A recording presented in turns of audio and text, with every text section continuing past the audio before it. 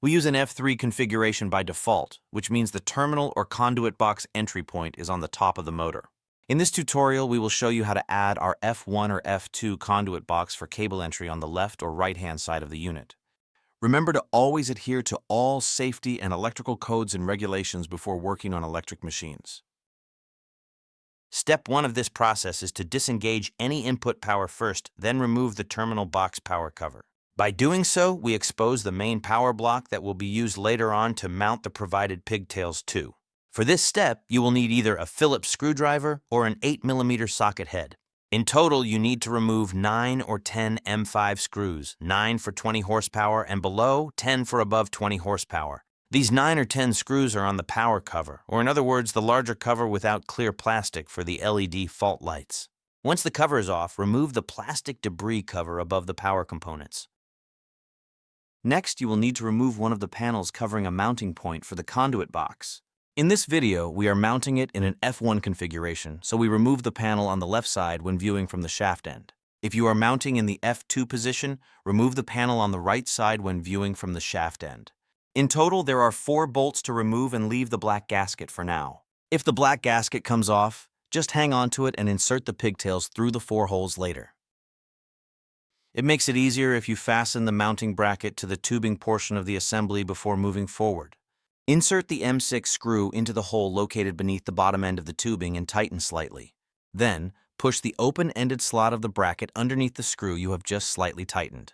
Proceed to torque the screw down to 35 inch-pounds or 4 Newton-meters, and the face of the bracket should be flush with the face of the tubing exit.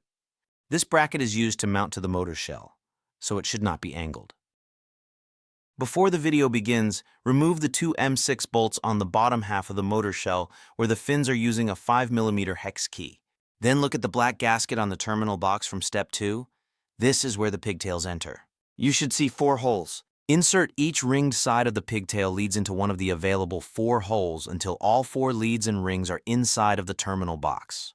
You will need to hold the conduit box assembly in one hand while you feed the pigtails in with the other, so it helps to have at least 2 M6 screws handy. Once you have inserted all of the leads, hand tighten down the conduit box with an M6 screw in one corner and another M6 screw in the opposite corner of the pigtail entry point where the black gasket is.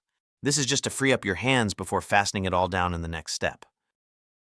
Now that you have the pigtails fed inside of the terminal box, you can start to tighten down all of the loose fasteners. The torque spec for each of these portions is displayed here. Take a screenshot or write these down before continuing. The 5mm hex key is for the 6 bolts attaching the conduit box to the motor, so 2 for the bottom bracket piece and 4 for the pigtail entry point. Our conduit box kit also contains M6 Phillips hex head screws that can be used in place of the 6 M6 socket head screws. Use whichever you'd like, but the torque specification remains the same. Sometimes the bottom left screw underneath the tubing is difficult to access. In this case, use an 8mm crescent wrench to tighten. A Phillips screwdriver and a 10mm socket for frames 324 and 364, or an 8mm socket for frame 284, or a 7mm socket for frame 254 are used for attaching the input power and ground leads to the power block inside of the terminal box. R goes to R, S goes to S, and T goes to T. The pigtails should be labeled with those letters, and L1, L2, or L3 if they were provided by VIDAR. If using your own pigtails, the order of connecting L1, L2, and L3 does not alter the direction of rotation. The direction of rotation is always counterclockwise by default when viewed from the shaft end, and a parameter change is necessary to get it to clockwise. Now for the grounding wire, you should see a hole labeled as ground adjacent to the mains power block. Use this for the ground lead. Once the input power leads are fastened, you may reinsert the debris cover and reattach the power cover you initially removed using the 9 or 10 M5 Phillips hex head screws. The lettering on this power cover should be closest to the shaft end, or the tip of the hazard triangles should point towards the shaft. This ensures the power cover is in the correct orientation. Finally, you may put the conduit box face cover on now if your raceway entry point is below the box. If your raceway entry point is sideways or above the motor, continue watching this video to see how you can reorient the entry position before fastening the faceplate on. For those of you who wish to reorient the position of the raceway entry point, All you need to do is remove the 4 M6 bolts inside of the conduit box.